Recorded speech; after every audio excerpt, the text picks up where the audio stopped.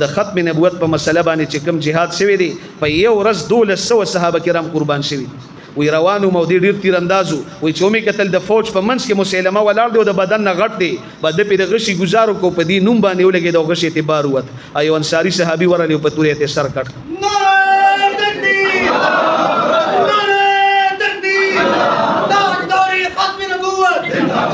او به د مسلمه خلاف د جهاد اعلان وشو خالد ابن ولید رضی الله عنه روان دي او دیار لزر صحابه کرام ور سره دي یمامي تر روان دي مسلمه سره د جهاد د پاره نو کله چې دوی تل دا جيبه جهاد دي ځکه چې ابوبکر صاحب خلیفہ شو یو سو اعلانات کړي یو اعلان دا کړي وی چې کوم صحابه کرام په بدر کې شریک شوي دوی به نور جهاد لنزي دا زموږ سرمایه ده دوی به مدینه منوره کې ناس موږ ته دعاګانې کوي موږ له بخیخي مشورې راکړي چې جهاد له لاړ شي اسنه شهیدان شي موږ به محروم شو دا مشران صحابه به جهاد لنزي او دوی اعلان داو چې کوم د علم غرونه دي او په مسجد نبوي کې درس او تدریس کوي نو د سینو ته علم منتقل کیږي اسنه دا شهیدان شي دوی به جهاد لنزي بس دوی خپل درس او تدریس کوي دا اعلانات ابوبکر صاحب کړیو او کله چې د مسلمه خلاف د جهاد اعلان وشو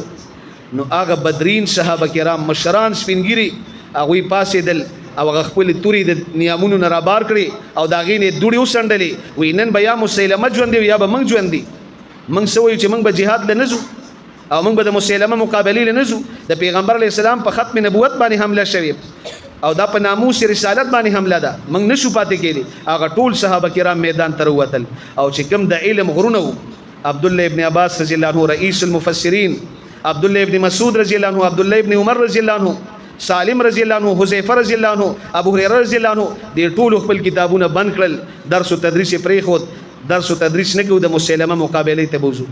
دا دیار لزر صحابه لاړل یمامه ته اول ته چې ورسېدل خالد ابن ولید رضی الله عنه میدان ته ووت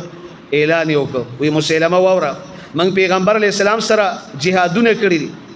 او من 83 جهادونه کړی دي او په هر جهاد کې به موږ مخکې اعلان کوو درې خبرې بم کولې لومبنۍ خبر اسلم تسلم اسلام قبول کړئ موږ درته هیڅ نه وایو اسلام نه قبلوي جزیه ورکوي چې جزیه ورکوي ستاسو مال جان له به موږ تحفظ درکو بیا هم درته څه نه وایو او دریم اپشن دا دی چې به میدان ته روزي جنګېږو نن هغه درې خبرې نشته بس نن یو خبره ده چې د منکرین ختم نبوت د صف نه باروزه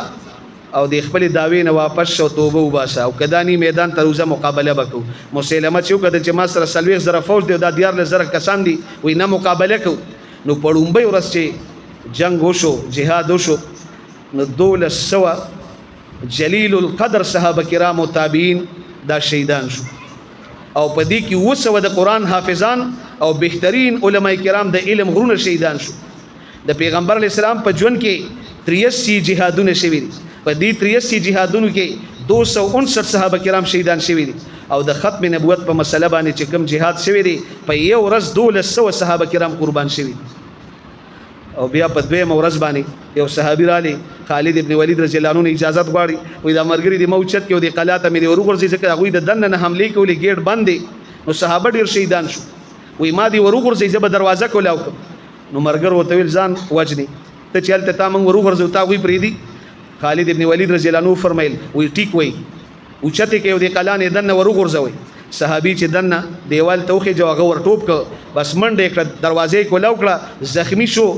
خو شهید نشو او چې دروازې کولاو کړه صحابه کرام ورننه وتل او جنگ جوړ شو په دې صحابه کرامو کې او صحابي دی وحشی ابن حرب رضی الله عنه قاتل حمزه د بویل زبډیر خپه کېدم وې زما تعارف بچ مدینه منوره کې چا کو چې دا سوق دی نو وحشی ابن حرب راته نه ویل قاتل حمزه دا د حمزه رضی الله عنه قاتل دی د پیغمبر علی السلام تر د شهید کړیو او پیغمبر علی السلام تر ډیر درد او تکلیف ملو شوی وای ما چې دا نوم به مان څنګه خواشي وای په دې ورځ مې ویل کدا نوم خواکیږي نو نه موقع ده نه ځان نه خواکا وای چې قلاته ورننه وتم وای په چا مې حمله نه کوله صرف ځان به مې بچکاو دفاع به مې کوله او ځان مې رساو چې دا مسلمه مردار کم زکه ډیر غټ انسان مې په جاهلیت کې د لاس نه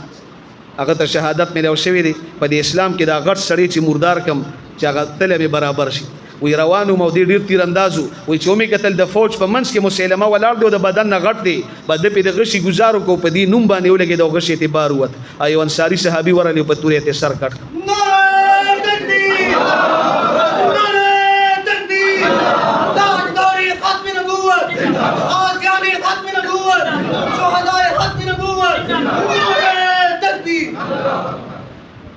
وحشی ابن حرب رضی الله عنه به فرمایلی پته نه لګی چې زما غشي دا ظالم مردار کړی دی کدا غنصاری د توري گزار نو عبد الله ابن عمر رضی الله عنه به فرمایلی زستا گواهی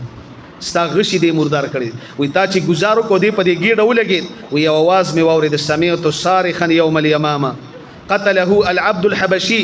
یو چغه یو اعلان می واورید چې یو حبشي غلام را لې زمون مسلمه مردار دا فتنه الله ختمه دا دومره اهم مسله ده